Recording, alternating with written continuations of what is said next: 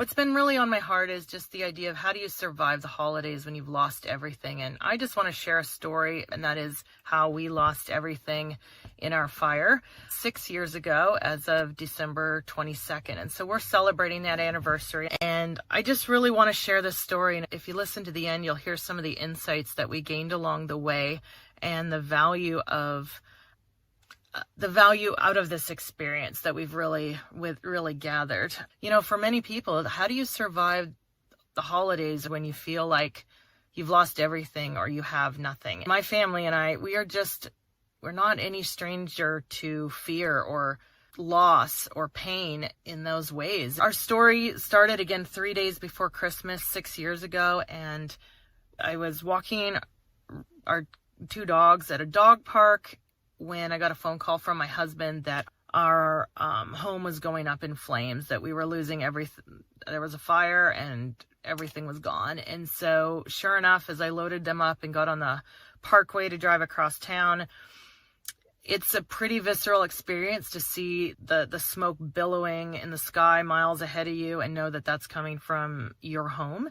And we had been renting this sweet old little farmhouse on something like 6 acres in the middle of Bend at the time. And we had just found out a few weeks before this that the land had finally been sold. And so it was going to be subdivided and a subdivision built. And so we had been looking at a property to buy at that time. We'd been saving. And we knew we just had a couple more weeks at this place. But anyway, I kind of broke through the police barricade and got down to where the fire trucks were. And my husband was bawling his eyes out, and we stood at the fence and just watched basically our life go up in smoke. And what was more than just feeling like we were losing the most important things in our life, heirloom possessions, things like that, but it was our livelihood. We watched everything for our businesses just literally go up in smoke. We have 3 businesses, but really 2 tangible ones that had actual gear, and it was everything for our food truck business and our construction business just went up in flames. And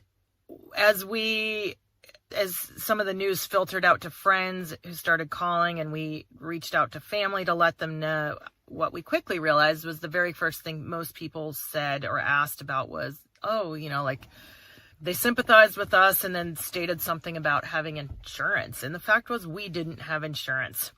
I had changed our carriers a few months prior, and in the hurry with everything, we didn't have that. We'd been in the startup as an entrepreneur, in the entrepreneur journey for a few years, and it felt like we had been on fumes upon fumes in some of those early years. And so it was starting on a shoestring, not even a shoestring, it felt like at times, and it was so difficult. And then when we were cranking these couple years before the fire, we just didn't slow down long enough to reassess and figure out what we needed to, we just didn't slow down and make better decisions about the resources and what we could change now that we were making more money. And so it was so hard to answer people and tell them that we had no insurance. It was humiliating. And I personally, since I dealt with a lot of the people, fought a lot of shame on those lines. And out of it, I guess what happened for us, as it came down to it, I finally just remember getting on my knees and just praying, because my husband and I are both strong Christians and committed believers and really believe God intervenes. He's intervened in our lives and in the lives of many people we know. And I just really put it out there and it was like, God, we dedicated these businesses to you. This is on you, and these businesses are yours. So you are our insurance. I mean, those were the words I said. You are our insurance, and we have no other insurance. And within an hour or 2 hours later, a really good friend of ours called and asked if she and her husband, they could do a GoFundMe campaign for us. And we were really moved by that. And it was really hard to even allow the opportunity for people to help in that way, or make it more public, or put it out there. So they just asked a bit more concrete questions about how much the value of some of the tools were we lost for our business. And so we shared all that information, and they ended up posting it, and we were truly overwhelmed in the days and weeks ahead. But as that was starting to come in, we were completely homeless. The little house had survived to some degree, but it was completely uninhabitable. And, the shop with everything in it had burned. We were homeless 3 days before Christmas, found ourselves by the grace of The Red Cross, amazingly enough, and some friends put us up in a hotel. We trucked down to the La Quinta where we could bring our 2 dogs. Over the next day or two, we made a makeshift little tree out of a lamp in the corner and had a few gifts for our son. It was absolutely devastating to be in the holiday season and have lost everything and feel like there was no hope.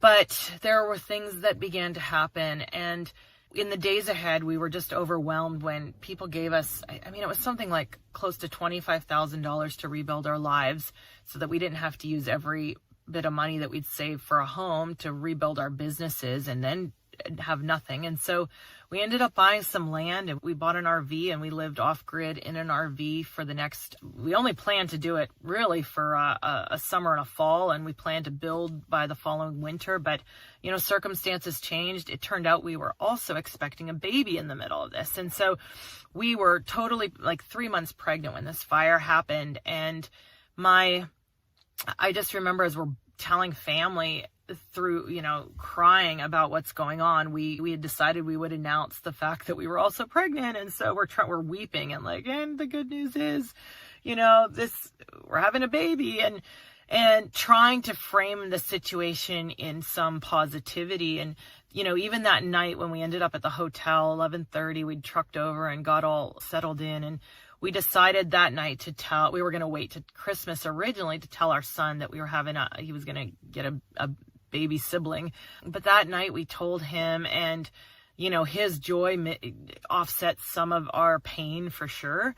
And, you know, in the days ahead, in some ways it was the worst timing to have a baby, and in others it was the best, because we needed that joy and that hope in our lives. So people gave us not only the financial gifts, but just incredible amount of in-kind kind of donations, they call it, you know, where it's just practical, hands-on gifts that can be used, or things in lieu of money. And we were also given houses to live in for nearly 4 months while we established ourselves and had made the tough decisions about what we were going to do. Again, we ultimately ended up choosing to live. Let me see if I can show. I had a couple pictures here. I am new to doing this, but oops. Let's see. Here was a picture of the fire, and you can see just the devastation of what was burned there. It was our family. We had gone Christmas tree shopping just shortly before, a week or two before the fire. And so this was I think one of the only times we've actually gone and chopped down a tree, but our little boy that soon got to be a big brother. And we ultimately ended up buying some land and choosing to live in an RV. And we ended up being off grid for the next few years. We, again, planned to do this for a short term, but when we got into it, we ended up traveling and discovering a whole nother side of that experience. Here's another picture of our property, and realized that we could double down, do things different from a lot of people, stay out of debt, keep building. And so we did. You can see the tanks in the middle of the picture there. Those were our water tanks. We had those regularly filled from water trucks, and we had pump trucks come and empty the septic on RV. We had generators, and we had some solar power. We later did get connected to the grid, but just managing and dealing with that all while we were rebuilding our businesses. And we just decided again to double down and save and do things different. We didn't want to be in debt. We wanted to get out of debt and find freedom financially. And so, you know, in all of this, as we've looked back, there's a few things that we did that I would encourage you, if you're in any situation where you're looking at loss, whether it's the holidays or not,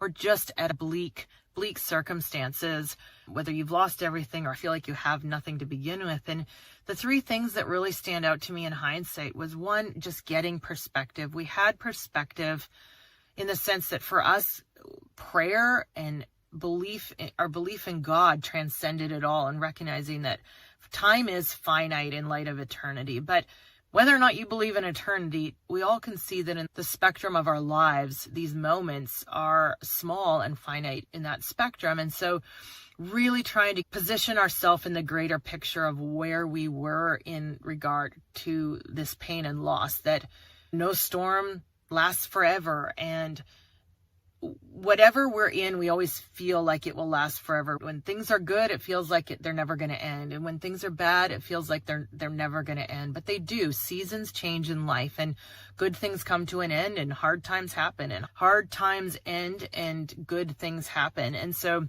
just remembering in light of all of that just having some perspective. And for us, one of the keys for that was a mantra and things I've said. And if you've been on this channel or followed me for any amount of time, you would know, I mean, I just live by these words, that your biggest problem is your greatest opportunity. And for us, we just drove a stake in the sand, so to speak, and we just vowed that we would one day look back at this situation and be thankful for it.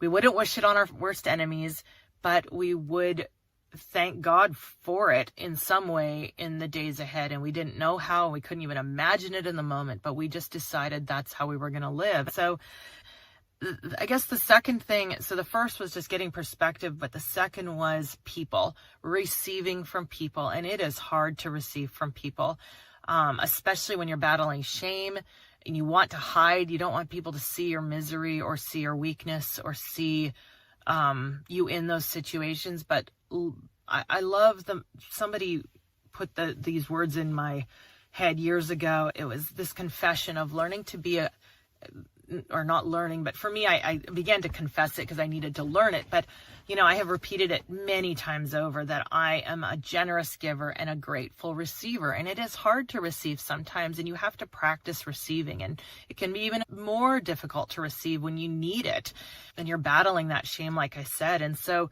for us, I would say that was huge. And finding a way to receive from people, letting people give, and accepting help in whatever way people offer, you'll see a shift, and you'll see things change in your situation when you're able to do that.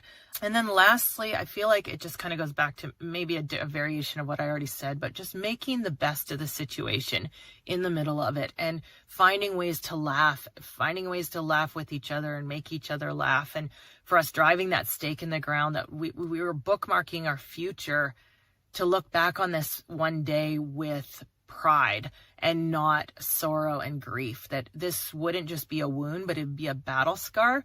And so making the best of it, even making the best of, spending Christmas in a hotel. We had other offers later for dinner, but, honestly, we needed to just be together as a family, and that's what we chose to do. So we didn't get out and take anybody up on those offers at the time, but the little lamp and the way we did a few gifts that Christmas, and the little ways that we celebrated and found a way to just move on, making the best of it was what we could do. And so I encourage you in these moments, these are keys that we can look back on and see that some of the strength and the success we found in these years, finding financial freedom and moving from this place of just sorrow and loss from a fire, just devouring and devastating everything.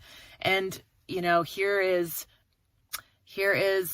a picture of our little baby that a few months later, that summer, what it was to give birth to our second little son, and the joy that was.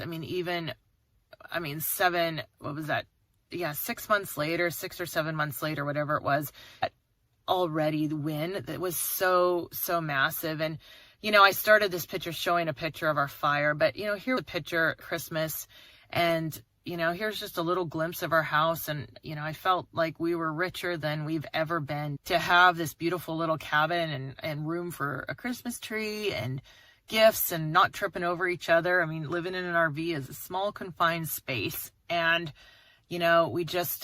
we have so much, it feels like, even though our house for most people is very small, we're still living humbly. We want to live small so we can live large in other ways and travel large, but it's so big for us. We are so used to living in 300 or 350 square feet of space that this is rich, and it affords us the opportunity to not have to work every day to sustain our lifestyle. And so I just share these, and I want to encourage you, if it's for today or for another day, I just encourage you, if you found value in this, to subscribe and join me on this journey.